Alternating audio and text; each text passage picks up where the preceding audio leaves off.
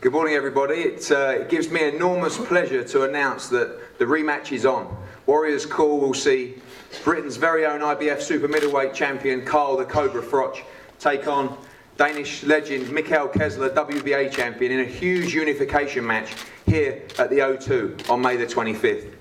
The fight, which was recently described as by our own trade paper as one of the greatest fights of the modern era, will see these two warriors do it all over again, live on Sky Sports box office, Viasat throughout Scandinavia, HBO in America, and over 100 countries around the world. Tickets will go on sale at 12 p.m. in around half an hour's time from the O2 website. We're expecting a huge demand. We're set up for around 17,000. It's going to be a sellout event. It's going to be one of the biggest nights British boxing seen in many, many years, and it gives me huge pleasure to announce this fight for you here today. We're live on Sky Sports right now, so we're going to open it up to the fighters to say a few words. And firstly, the man to my right, who's got here because he's a pure fighter, a true legend of the sport, current IBF super middleweight champion, Carl Froch. Thank you, Eddie. A pleasure to be here today. Well, explain what this fight means to me is probably what people are going to be asking. It's difficult to put into words and rationalise how much this fight means to me. I mean, I've fought 9 or 10 world title fights back to back, but Mikkel Kessler, the Viking warrior, is a proud man. He's a strong man. He's very tough in every way you want to look at any fighter. He's got everything: toughness, skill, desire, strength, guts, courage, all the things that I've got. So I've got so much respect for this man. But this man inflicted my first ever professional career defeat, and it's a bitter pill to swallow. My head still hits the pillow at night, and I still think about that loss. He took away my world title. He took away everything that meant everything to me at the time. You know, my professional career, as far as I was concerned, was in tatters. Now, I avenged that defeat by winning my world title back in my very next fight. I went through the Super 6 tournament, and I've boxed. I mean, people who follow boxing know I've had some epic battles with top level fighters. But I've still not had the chance to avenge the defeat against Mikkel Kessler. So this, for me, is a chance for me to set the record straight and come close to securing my legacy. I mean, I can't even, it's difficult for me to put into context what this means to me, but my head still hits the pillow and I think about that loss, and it's hurtful and painful. And for me to be given the opportunity to not only defend my title, but right a wrong that happened back in 2010 in Denmark, in Mikkel's country. He's an honourable man. He's coming back over to the UK, as he said he would, to give me a chance to avenge that defeat. So myself and Rob McCracken, we're going to be working meticulously in the gym. We're going to do what we need to do to make sure that I put right that wrong that happened in Herning.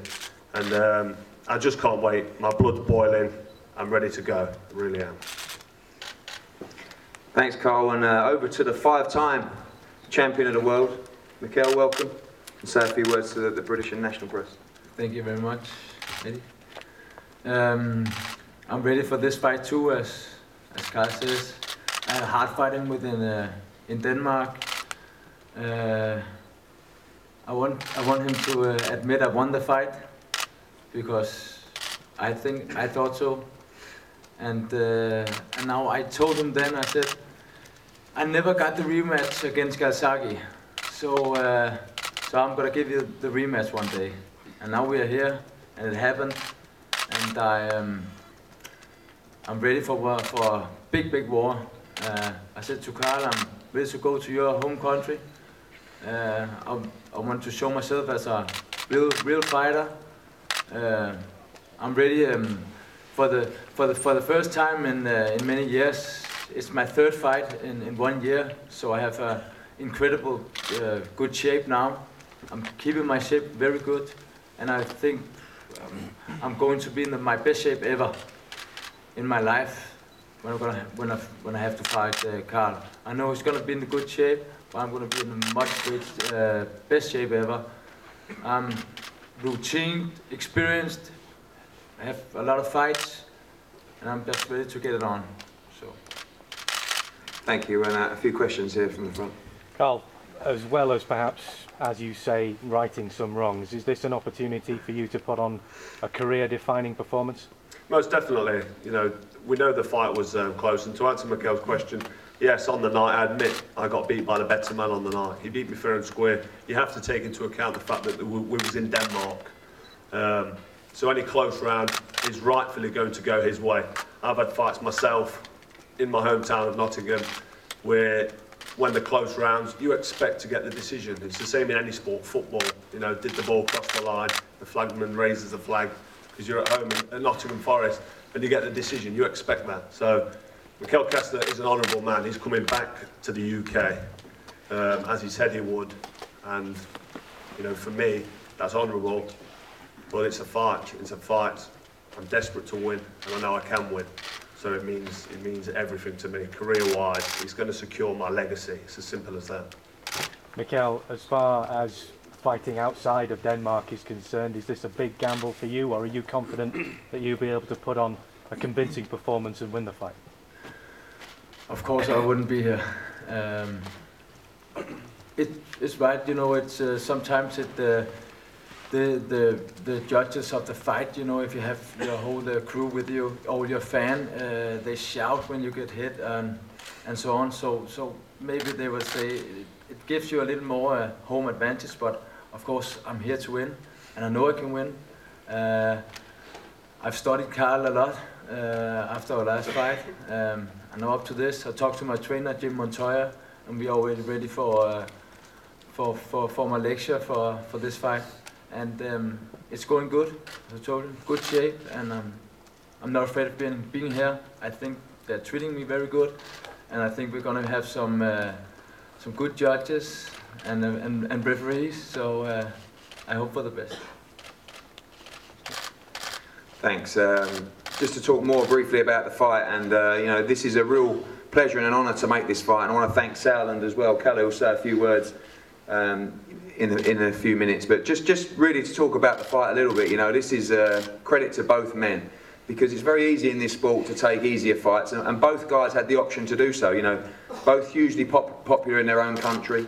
You know, we had opportunities to fight other fights, but this is a fight that both men wanted, and again, respect to Mikkel for coming over and making this fight. Just to clear up again, this is a unification fight for the IBF and the WBA middleweight title. Both titles will be online, and we want to thank the WBA and of course the IBF for allowing this unification fight to go ahead. Just quickly on Carl Froch, you know, I'm delighted to give him this legacy fight, if you want, because not many fighters, I feel, in the sport deserve these kind of nights and deserve the acclaim that Carl does. You know, he's here because, and he's here without any preconceived media hype. He's here without any showmanship, really. He's here because he's a pure fighter, and he's achieved what he's achieved because he's a great entertainer through the way that he fights, and I think we need to commend that. This is going to be a huge night. Like I said, we're expecting 17,000 in here. I think we'll sell most of them today.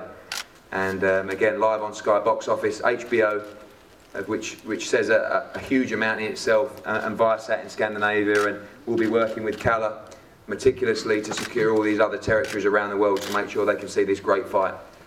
To say a few words from Team Kessler's side, and again, someone who's been instrumental in us making the fight, I'd like to introduce Kalle Sauerland. Morning everyone. First of all, it's great to be on a great stage, two great warriors.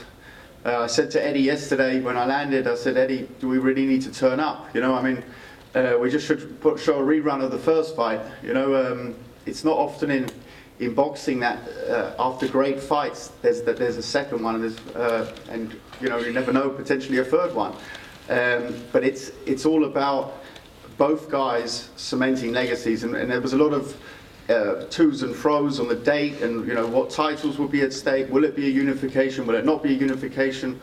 But at the end of the day, both guys have a combined titles of I think 8 titles altogether. So for both of them, this is about cementing their legacies. And for anyone who doesn't know about the fight, I suggest just look at the first fight, and it's going to be no different. If anything, they know each other better, and you know, it will be even more brutal. I mean, I even saw one word used to describe the fight as pure violence, and that's something that as a boxing promoter I don't like using those words, but it was a brutal fight, the first one, and I think the second one is going to live up to what the first one was, and even go beyond that. Thanks, Kalle, and Mr. McCracken MBE. Now, everybody, I think that deserves a little round of applause in itself. The game plan ahead of this fight, another huge challenge for you and Carl. Yeah, morning. It's fantastic to have the rematch with Mikkel. Everybody here knows what these two fighters are about, so I'm not going to talk about either of them. Two great fighters. Testament to Mikkel that he's here. He could have avoided the fight quite easily, which happens a lot in boxing, but real boxing's about Carl Froch, Mikkel Kessler fighting each other. That's what it's all about. It's going to be a great fight. Very little to choose between the two. Extremely close fight in Denmark. Kessler got the nod, no problem. We're confident Carl will win the fight in the UK. Who knows, maybe we can have a third fight. Hopefully Carl will do the business, the 25th. The only thing from my side is we know what we're going to do. We know the training plan already, and Carl's a gladiator as well as a very good fighter. So we're very confident we'll win. And I think a little gauge can be since they boxed. If you look at the level of opposition that Carl Froch has fought, and then look at the opponents Mikkel's fought, and in fairness, Mikkel had an injury and stuff, but I think if you're fighting at the highest of level, time and time again, it stands you in good stead and it keeps you informed. So we're very confident Carl will win, but two great fighters, and what a great night it's going to be the 25th. Thanks, Rob, and it will be the 25th, a great night, and fans can expect a huge undercard as well on the show. I can tell you that every Matchroom fighter has called me since the announcement wanting to be on this undercard. So obviously we've got 4 months to go, but over the next few weeks we'll be taking shape with that undercard, and also including a number of Team Sauerland fighters as well on that card, and trying to match them against a lot of Matchroom fighters as well. So an epic night, huge production. Sky are going to be pulling out all the stops to make this a fantastic production, fantastic night, huge undercard, and of course capped by, I believe, as Tris Dixon recently said, you know, one of the greatest fights of the modern era. You're about to see it all over again. More intensity, more passion, and more on the line. So we can expect a great night. We're going to open to the floor now for questions. Eddie, this is the same night as the Champions League final at Wembley. So obviously you're not concerned that that will affect the pay-per-view figures? No, that's probably a lot of people on Twitter have tried to remind me. They thought I didn't know this was on the Champions League final night. That's very, very deliberate. You've got a huge sporting captive audience at home. Of course, we won't be conflicting with the timings of the Champions League. Now, this fight will take place anywhere between 11:15 and midnight. But for us, you know, part of the decision working with Calla, this is a tried and tested method on a date with a huge football match. It's worked before, it's driven huge numbers, and really it's very, very deliberate to make sure that we've got that huge sporting captive audience sitting at home on their sofa, already at home for the night, to watch a Champions League final and just switch it over and watch another great sporting event. So very, very deliberate. It certainly won't affect the, you know, the live gate. We know we're going to sell that out very comfortably. So, you know, to hold it on the Champions League night was very, very deliberate. Question for Carl and Mikkel. Carl, Zoo magazine readers have voted you Britain's coolest man ahead of Prince Harry and Bradley Wiggins. How does that feel? And Mikkel, we know you guys get along really well. Would you agree Carl was Britain's coolest man? Was Jason Statham in the running? Yeah, Jason Statham was in it. I think he came a lowly ninth. What about John Travolta? John Travolta didn't make it. Well, that's a good win, whichever way you look at it. Britain's coolest man. You know, who else are going to pick? Thanks for that award. Yes. You agree. Questions, guys? Okay, we're going to have a quick head-to-head photo in front of the backdrop here, then we're going to break for one-on-ones, and Anthony and Johannes will be organising those. Thanks very much for attending, and again, we can't wait till the 25th. Thank you very much.